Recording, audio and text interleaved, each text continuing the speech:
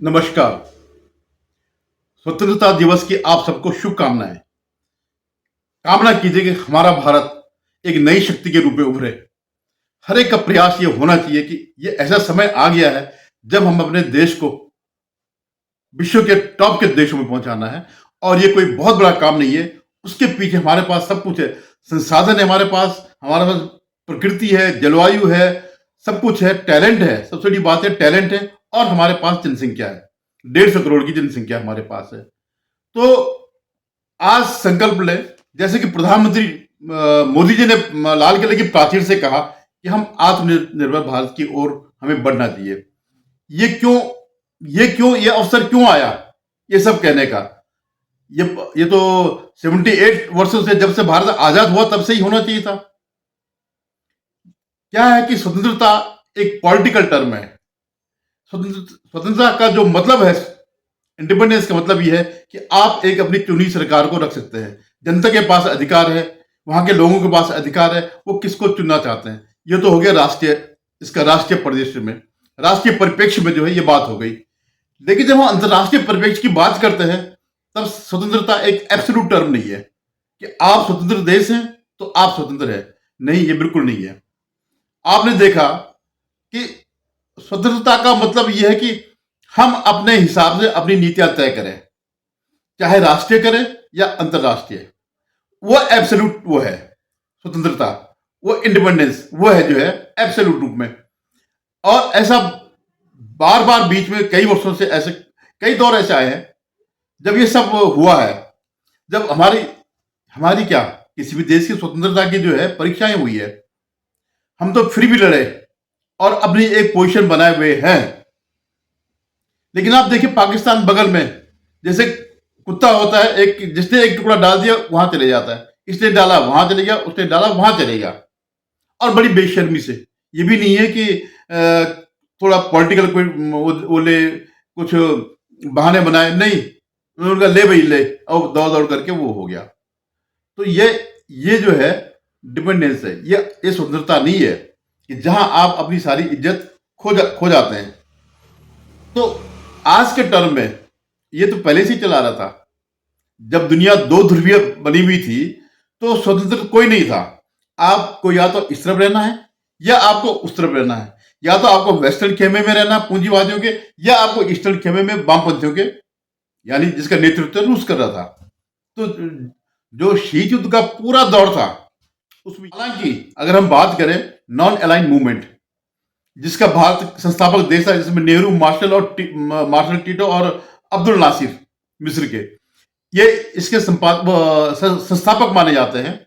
लेकिन कि वो नेम का मतलब नॉन अलाइन मूवमेंट, मतलब हम किसी के साथ नहीं, किसी के साथ अलाइन नहीं, ना तो हम वेस्टर्न कंट्री के साथ हैं, ना हम जो है ईस्टर्न कंट्री के साथ यानी कम्युनिस्टों के साथ अलाइन है। तो नॉन अलाइन मूवमेंट का ये मतलब था।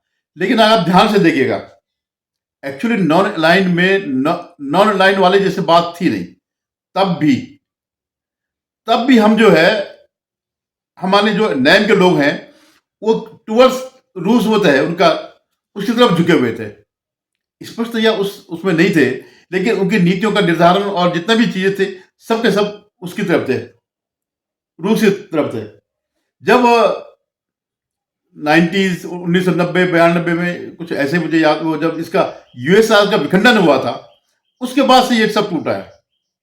हालांकि अब आज जो है रूस के साथ बहुत कम लोग हैं, और क्योंकि यूएसआर का विखंडन होगा, एक बहुत बड़ा एरिया चले गया, काफी देश अलग हो गए, और अनफॉर्चुनेटली उनमें से ज्यादातर लोगों ने नाटो ज्वाइन कर लिया। हालांकि रूस के ज्यादातर जो भी अलग देश बने हैं, ये सब वही लोग हैं, एक ही जाति के लोग हैं, एक ही नस्ल के लोग हैं, चाहे वो यूक्रेन के हों या जितने भी लोग हैं, वो सब ज्यादातर एक दो नस्ल के लोग हैं और उनके आपसी वो है। खैर, तो उसके बाद जो दुनिया है लगभग दो ध्रुव में बंट गई। अमेरिका को तो आज भी वर्चस्व है अपनी उसमें, अपने पॉकेट में, अपने कैब में। लेकिन दूसरी तरफ चीन का उभरना, और फिर चीन का और रूस का गठजोड़ जो है, वो एक मजबूत गठजोड़ दिखाई दे रहा है। लेकिन फिर भी वो गठजोड़ इतना नहीं है कि वो इसको टक्कर दे सके। आज दे रहा है लेकिन इतना मजबूत वो नहीं है।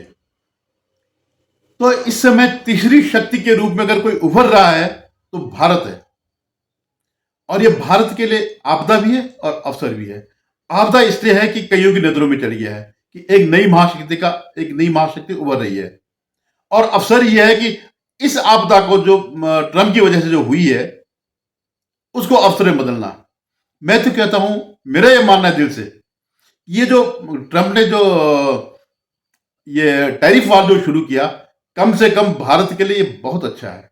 आप ताजुब करोगे, लेकिन मैं इस बात को सही कह रहा हूं कि हमें एक सोते हुए शेर को जगा दिया, हमें मौका दिया है कि तुम अपनी क्षमताओं को दिखाओ। ये एक बहुत बड़ी बात है। इसके लिए मैं ट्रंप का धन्यवाद करता हूं। उसने वो हमें मजबूर करेगा। और मैं ये कह रहा हूं, हो सकता है कि जैसे ट्रंप का नेचर है, ये सारी चीजें न भी हों। जो भारत के साथ हॉस्टिलिटी जो बढ़ रही है या भारत को जो नीचे दिखाने चाह रहा है, कल के दिन ये न भी हो।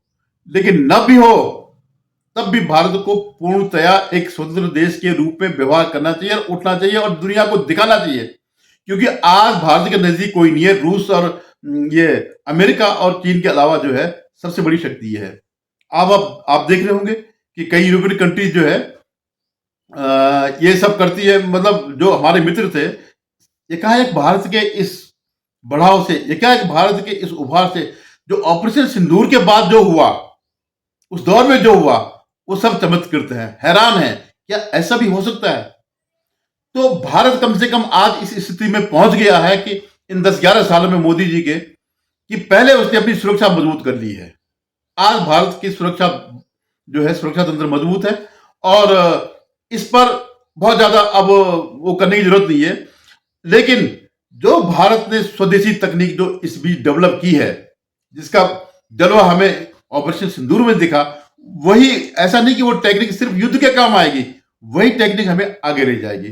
जो नवीन जो हम इसमें इनोवेशन जो भी हुआ होगा, वो हमारे अन्य जगह उपयोग। आज हम बजरंगबली हनुमान जी की तरह हो है, जिनको अपनी शक्ति का एहसास नहीं हुआ और यह एहसास दिलाया है ट्रंप ने कि तुम बहुत कुछ कर सकते हो। तो मैं इसलिए मानता हूं कि ये जो आपदा नहीं है, अवसर है। हम इस आपदा का उपयोग जो है एक अवसर में बदलेंगे, बदल सकते हैं और बदलेंगे। तो इस बीच जो है, इन सबसे हमें क्या सबक मिला? कई कई सबक मिले हैं ये सारे इसी दौर में। अब आज भले ही चीन जो है रणनीतिक रूप से भारत के नजदीक आ रहा है, लेकिन आप ये कभी मत भूलिएगा, ठीक है, अभी हमें जरूरत है, हम उनकी मदद लेंगे।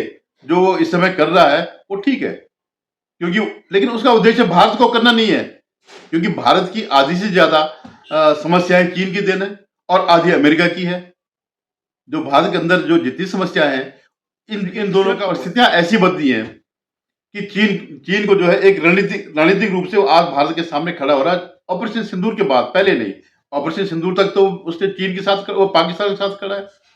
लेकिन मैं ये कहता हूं कि जरूरी नहीं है, ये इसका मतलब ये कतई नहीं है कि चीन जो है हमेशा के लिए बदल गया, भारत का साथ रहेगा। ठीक है, हमें भी उससे लड़ाई नहीं करनी है, लेकिन हमें भी सतर्क रहना चीन से हर समय। और अमेरिका अब हमारे लिए दूसरा वो है, हमें अमेरिका से भले ही दुश्मन नहीं रखनी है, लेकिन हमें इंडिपेंडेंट होना है। अब आप बताओ इंडिपेंडेंट का क्या मतलब है? अभी तक एक सामान्य रूप से क्या था कि एक व्यापार चलता रहता था, ठीक है, हमने इससे व्यापार किया, वहां से आ गया, हमारा एक्सपोर्ट कोई बहुत ज्यादा भी नहीं है, जो थोड़ा बहुत काफी कुछ है, मतलब 20% के आसपास होगा। तो वो सारा के सारा अमेरिका से नहीं है। तो कोई भी देश जो है वो एब्सोल्युटली वो नहीं है कि आत्मनिर्भर, कि सब चीजें अपने यहाँ वो मतलब वो पैदा करता हो। इसलिए व्यापार एक आज से नहीं, हजारों साल से है। लेकिन इस समय जो कुछ हमें दिखाई दिया, उससे हमें सीख लेने की जरूरत है और इसके लिए ट्रंप का धन्यवाद। अब जैसे इसी दौर में ये जो रियर अर्थ है, जो रियर अर्थ एलिमेंट हैं, जिनसे ईवी बनती है, बैटरी बनती है, कई जगह काम आते हैं, वार हेड जो हमारे विमानों में और इनमें मिसाइल्स में, इन जगह, मतलब कार के अलावा जो है, कार ये सब चीजें, इसके अलावा और कई जगह यूज होती है। वो रियर अर्थ जो है इसने देना बंद कर दिया चीन ने। और ये सिर्फ हमारे साथ नहीं किया, इसने उसके साथ भी किया, अमेरिका के साथ भी। जब अमेरिका धमका रहा था मैं 100% लगा दूंगा, 150% लगा दूंगा, 200% लगा दूंगा, उन्होंने बंद कर दिया और उनके सारे जो ऑटो इंडस्ट्री बंद हो गई। और उसका आगे, हालांकि उसके पास रेयर अर्थ है, उसके पास है, लेकिन इतना नहीं है। क्योंकि रेयर अर्थ जो है आज की डेट में बहुत बड़े मायने रखता है, जिसका 90% उत्पादन का वो चीन के पास है। तो पहले सबक हमें मिला कि हमें इन चीजों को, जिसके बगैर जो उसके फैक्टर है, प्रगति के फैक्टर है, आपके विकास के फैक्टर है, आपकी इंडस्ट्री के फैक्टर है, उस पर ध्यान देना चाहिए। तो वो रेयर अर्थ में भारत ने भी फिर उसके बाद जो दक्षिणी अमेरिका के जो देशों में जो कुछ जाकर के संधियां करी, उसका परिणाम भले ही कुछ समय बाद आए, तो उन्होंने भी वो किया। जापान ने भी जो है वो हमारे यहाँ रेयर अर्थ के बारे में बात करना शुरू कर दिया। उसके टेक्निक्स में भी कई रेयर अर्थ कई जगह है।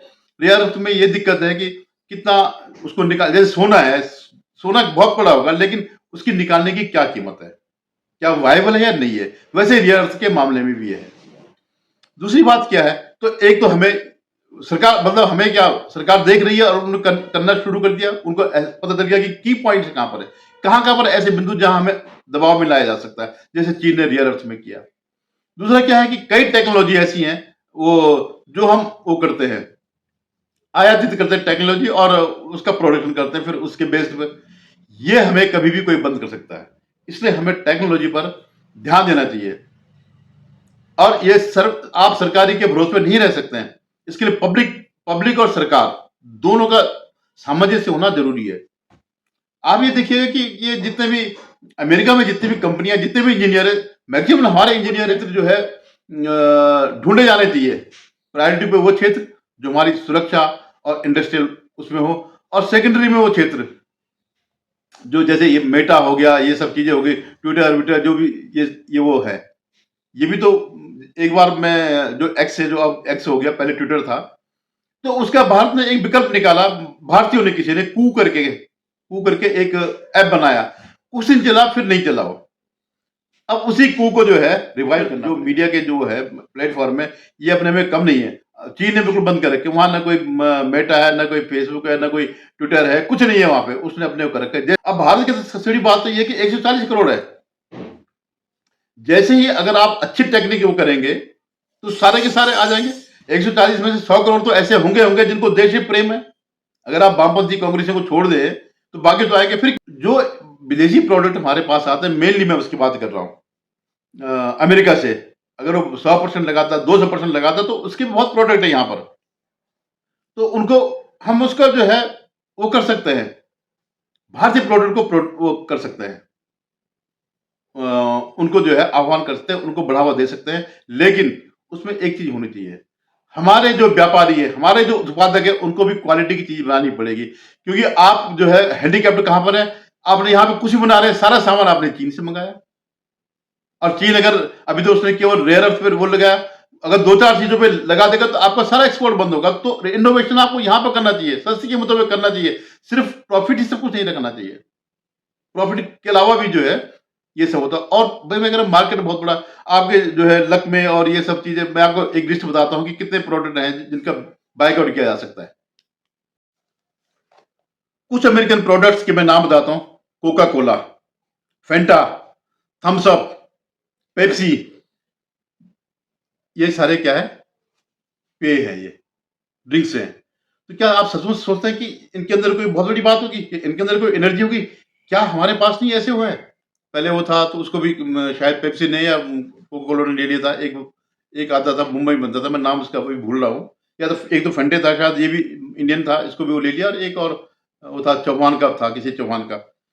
तो आपने मतलब सिर्फ इतने उसके लिए करोड़ों हम डॉलर वहां दे रहे हैं। अब जो खाने पीने की वस्तुएं जो है, बर्गर किंग, केएफसी, पिज्जा हट, Domino's pizza, PNG, Cadbury, Oreo, McDonald, Amway, फोरा, सॉरी एमए तक, एमए भी नहीं, यहाँ तक मैकडोनल्ड तक। ये क्या है, खाने पीने की चीजें है। कोई जरूरी नहीं है कि इनके यहाँ बहुत अच्छा ये जो जो भी प्रोडक्ट है अगर ये प्रोडक्ट बहुत अच्छे होते तो आज अमेरिकन ऐसे बेडोल नहीं होते। उनके यहाँ जो है इसी खाने की वजह से सब बेडोल हो रखे हैं। उनके लिए एक राष्ट्रीय समस्या है वजन बढ़ना, तो किस वजह से, खाने पीने से होता। तो ये सारी चीजें, और आपके पास एक से एक, हमारे देश में तो विविधता का देश है, एक से एक खाने हैं, उसमें तो आप थोड़ा सुधार भी कर सकते हैं, उसको प्रचार भी कर सकते। अब जैसे ये तो हो गए ज्यादातर बड़े लोग या युवा लोग वो करते हैं इन सब चीज का, हमारे पास नहीं है। इडली डोसा है, और ऐसे कई जो उत्तपम है, ये सब चीजें हैं।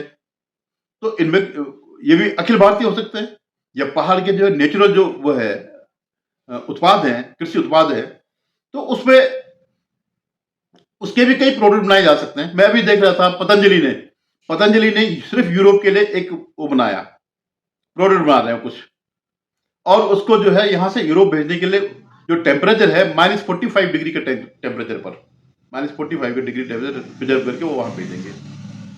तो ये अपने में बहुत बड़ी बात है। अगर वो प्रोडक्ट उनका वहां सक्सेस हो गया यूरोप में, तो भारत में क्यों नहीं हो सकता। अब मैं आपको आगे बताता हूँ। फोर्ड गाड़ियां है, तो हमारे पास तो है, महिंद्रा की है, मारुति की है। अब ये तो आ गया गाड़ियों में। अब आ गया कॉस्मेटिक में, Johnson and Johnson, Nike, Gillette, GM, चलो जीएम तो उसी में आ गया, जनरल मोटर, और भी, कोलगेट, मेबेलिन, सबवे। आप ही बताइए कि कॉस्मेटिक में तो हमारे पास लंबा चौड़ा इतिहास है आयुर्वेद का, और मैंने तो एहसास करके देखा कोलगेट का, या जैसे उसमें जो इनके प्रोडक्ट है कोलगेट में, जैसे उसका जैसा सेंसेशन नहीं होता, और एक सेंसेशनल करके, और ऐसे कई उनको प्रोडक्ट है। लेकिन आप ताजुब करेंगे, ये आपके लिए एक जानकारी भी मैं दे रहा हूं कि आपके दांतों में, आपके मसूड़ों में अगर कोई प्रॉब्लम है, तो दो प्रोडक्ट है, पतंजलि का दंत कांति, और उसका डाबर का मेसवक जो है डाबर का, ऐसे दंत कांति। ये ऐसे है कि आपके मसूड़ों में कोई भी अगर प्रॉब्लम है, सेंसेशन है, जो दांतों में ठंडा लगता है, गर्म लगता है, ये सब चीजें, ये सब करने वाली, दूर करने वाली है। कितने लोग जानते हैं इस बात को।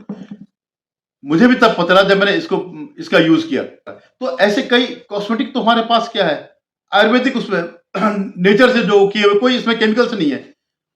पतंजलि का तो क्योंकि एक राजनीतिक रूप से विरोध होता, अदरवाइज उसका कोई मुकाबला ही नहीं पतंजलि के प्रोडक्ट्स का। ऐसे जो है ये डाबर के प्रोडक्ट्स के जितने भी भारतीय है, ये सब आयुर्वेद पे है, आयुर्वेद बेस्ड है। हालांकि पतंजलि ने तो बहुतों को आउट कर दिया, लेकिन पूर्णतया एक जब तक स्वदेशी आंदोलन नहीं होगा, तब तक ये पूर्णतया इनका बहिष्कार नहीं होगा। ऐसे जो है अमेजोन, भाई अमेजोन क्या है, अपने लालच से खरीदो। ये अपने यहाँ, मुझे पता नहीं फ्लिपकार्ट पहले पहले भारतीयों में था या अभी भी है, ये मुझे पता नहीं, लेकिन ऐसे भी ऐप है। लेकिन मैं फिर भी ये कह रहा हूं, ये जो ऑनलाइन सर्विस वाले जो वो है, कुछ मामलों में सही हो सकते हैं, लेकिन हमारी एक बहुत बड़ी अर्थव्यवस्था छोटे छोटे दुकानदारों पर है। तो जो बड़े प्रोडक्शन हाउस हैं, उनको देखना चाहिए, जो प्रोड्यूसर्स है, जो ये उत्पादन करते हैं, कि आप इन अमेजन में कैसे सस्ते देते हैं, और इनको जो है क्यों महंगे देते हैं। आप क्यों नहीं डायरेक्ट इनको देते हैं, जिस कीमत पर आप उनको देते हैं, ऑनलाइन वालों को प्रोडक्ट्स देते हैं। मैं देखता हूँ प्रोडक्शन हाउस है, वो जिस कीमत पर ये ऑनलाइन वालों को देते हैं, उसी कीमत पर इनको दें। और आज की सबसे बड़ी बात क्या है, जैसे प्रधानमंत्री ने कहा, एनर्जी पे आत्मनिर्भर होना। एनर्जी पे आप देखिएगा कि जो हमारा कुल सबसे ज्यादा खर्चा हमारा जो है फॉरेन करेंसी इसी में लगती है, क्रूड ऑयल लेने में, और फिर इसका जो है, क्योंकि क्रूड ऑयल लेते हैं, बाकी तो हम यहाँ रिफाइन करते हैं और बेचते भी हैं। तो उसका तो विकल्प बहुत वर्षों से था, आज से कोई नहीं है। मैं कई बार जब मैं पढ़ता था, या उसके आगे की बात है, जब हमें लगता था कि यार हमें इतना पैसा देना पड़ता है, तो मुझे हमेशा लगता है कि जब फोटोसिंथेसिस, तो क्यों नहीं सरकारें ये काम करती है, सोलर एनर्जी का जो है प्रयोग करती है। और कितना उसमें कुछ भी नहीं है, कितना लगता है। लेकिन आज जो है, आज भारत ने इस मामले में बहुत क्रांति की है। लेकिन सोलर एनर्जी के जो पैनल है, वो हम आज नहीं बना सकते। क्यों नहीं बनाते भाई? अरे आपके पास साइंटिस्ट हैं, पूरी दुनिया में वो जाते हैं, पकड़ो किसी साइंटिस्ट को, दो उनको करोड़ों का ठेका, सरकार से ट्राइपार्टाइट एग्रीमेंट करो, और सरकार को बोल हमें मदद दो। XYZ, कोई जरूरी नहीं कि टाटा बिरला अडानी करे। आपको स्टार्टअप है, बहुत अच्छे से स्टार्टअप है, बहुत सक्सेसफुल है। अब ड्रोन जो है स्टार्टअप में लोगों ने बनाए हैं, तो ये तो उन्होंने एक इंडिपेंडेंट बनाया है। लेकिन जब आप रणनीतिक रूप से चलेंगे और उनको आश्वासन देंगे कि आप बनाइए, और जितना आप प्रोडक्शन ज्यादा करेंगे, कीमतें ऑटोमेटिकली गिरती हैं, वो हम सरकार जो है उसको ले लेगी। किसी भी देश की उससे लेने के बजाय अपने लोगों से खरीदे। तो ये चीजें जो है, तो जैसे ये मैं बता रहा हूँ कि हमारे पास कई प्रोडक्ट है, हमारी खेती। अब देखिए, जो हमारा जो ट्रेड वार जो चल रही है, किस बात में चल रही है? किसानों पर चल रही है। अमेरिका चाहता है कि हम अपनी फसल यहां बेचें, अगर उसकी फसल यहां आती है, आप मानिए कि भारत बर्बाद हो जाएगा। हमारे किसान कहाँ जाएंगे? क्योंकि उनके यहाँ तो लोग कम है, जमीन ज्यादा है। हमारे क्या, जो बड़ी बड़ी जमीनें थे, करते करते करते करते छोटे छोटे टुकड़े रह गए, उसी में परिवार अपना चलाता है। और अगर, और फिर क्या, हमारे यहाँ फार्मिंग वैसी नहीं होती जैसे बड़े देशों में होती है कि ट्रैक्टर से हो रहा है, मशीनों से हो रहा है। हमारे ज्यादातर आज भी जो है, जो छोटी जोत के किसान हैं, तो वो परंपरागत करते हैं। उनका कोई दोष नहीं है, क्योंकि इनके पास इतने साधन नहीं है और इतनी खेती नहीं है इतने बड़े बड़े, क्योंकि 4 पीढ़ी में वो खेत जो है टुकड़े रह गए। तो ये जो है, जो उन्होंने फ्रंट करना चाहा कि हम सारा अपना प्रोडक्ट बेचेंगे, तो हमारी जो अर्थव्यवस्था तबाह हो जाती, हमारे लोग मर जाते। अगर इस बात पर भी ट्रंप अगर वो है, तो हमें खुशी है इस बात की, जो कुछ से करना कर लेंगे, लेकिन हम अपने किसानों को नहीं वो करने देंगे, भुगतने नहीं देंगे। चाहे वो जीएम के नाम पर हो, वो जो टर्मिनेटेड वो होता है, जो डीएनए वाले बीज जो होते हैं, या जो उनका मिल्क पाउडर, मिल्क आता जो है, मिल्क प्रोडक्ट्स आते हैं, जो गायों को, अपनी गायों को मांस खिलाकर करते हैं, तो नहीं नहीं, हम नहीं कर सकते। हमारी वो ऐसे वो नहीं है, संस्कार नहीं है। और दूसरी बात है, चलो हम करें, इसी बहाने हम नहीं करेंगे, हमारे वो लोग बच जाएंगे। तो ये जो है आगे का एक भविष्य प्लान है। और भारत, आप देखिएगा, उभर के रहेगा, नहीं सिर्फ सबसे बड़ी शक्तियों में एक आ जाएगा। अगर अमेरिका नहीं बना, तो अमेरिका के बाद दूसरे नंबर पे आ जाएगा। अपने को जानने की जरूरत है। और ये संकट काल में जो है, सबको एक होने की जरूरत है। किसी विपक्ष वालों पे विश्वास मत करिए, किसी राहुल गांधी पे विश्वास करने की जरूरत नहीं है। मैंने इनका अध्ययन किया है कोरोना के टाइम पर, जब भारत ने एक वैक्सीन विकसित की, तो ये उसकी वो कर रहे थे, फाइजर की कर रहे थे, इसकी कर रहे थे, आयातित कर रहे थे। अमानवीय कोई नहीं है। जो कोई कह रहा है ये बीजेपी की वैक्सीन है, वो कह रहे हैं साहब फाइजर को लाओ, ये मत करो। ये चाहते तब थे कि भारत में आधी जनसंख्या हो जाए, मर जाए लोग बाग, और हमें जो है एक मौका मिले, जो है इस आपदा से जो है सत्ता प्राप्त करने का। अब जो है ये 1-2 साल संघर्ष का दौर है, और सबको देशभक्ति दिखानी पड़ेगी अगर आप चाहते हैं हमारा देश आगे बढ़े। जरूरी नहीं कि आपके सामने बढ़े, आपके आने वाली पीढ़ी के सामने बढ़ेगा। धन्यवाद। आपसे निवेदन है, मेरे चैनल को सब्सक्राइब करिएगा, शेयर कीजिएगा। धन्यवाद।